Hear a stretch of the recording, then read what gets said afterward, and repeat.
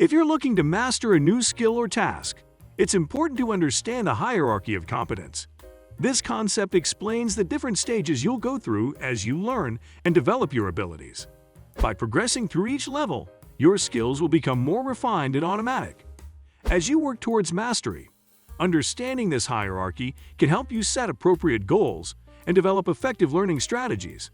So whether you're a student, professional, or hobbyist, knowing where you stand in the hierarchy of competence can guide you on your journey towards success.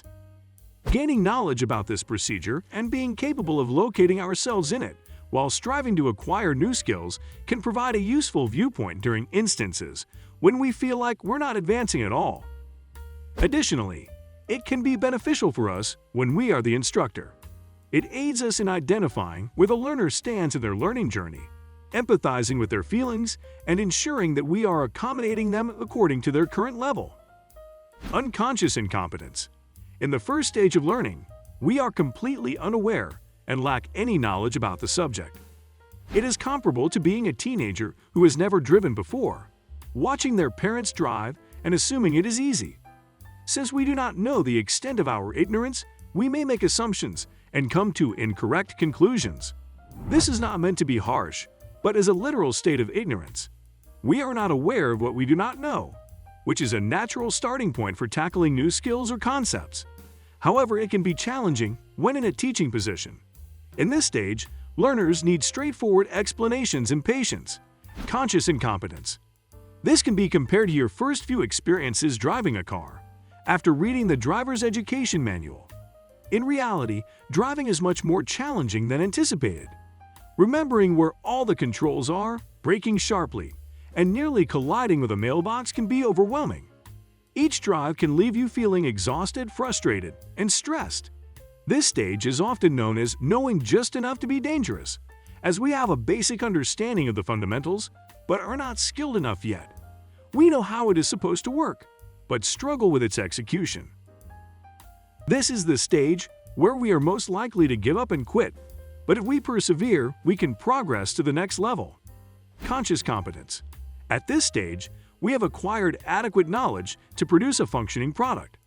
However, it is not perfect and requires some effort to achieve.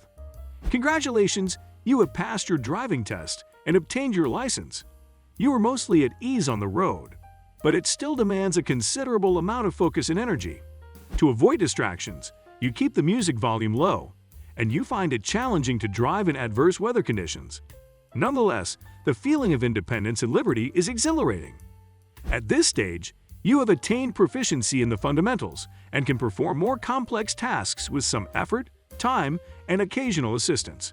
Everything is operational, and you can provide a justification for the methods employed.